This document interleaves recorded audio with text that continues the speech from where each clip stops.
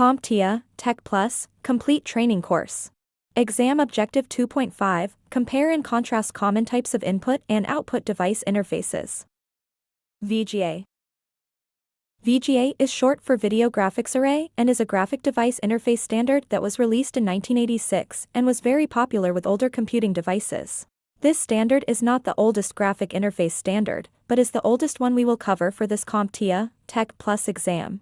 Some useful facts about this standard are that it uses a 15-pin connector that is often signified by the color blue.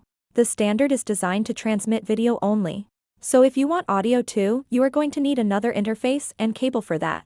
VGA also uses analog signals to transmit data. Now, we discussed in the electrical signals video that analog signals do not transmit as fast as digital signals. As a byproduct, the use of analog signals with the VGA graphic interface standard causes it to be incapable of supporting higher resolutions, or the amazing graphics that we have become accustomed to. No HD or high-definition images with this standard. The VGA standard also separated and individually transmitted the colors of red, green, and blue, or the RGB color values. This has led to some strange troubleshooting issues over the years. For example, damaged cables would cause screens to render colors incorrectly.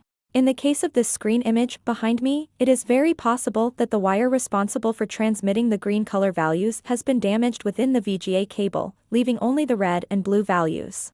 The same issue can also occur if the pins in the connector have become bent or broken.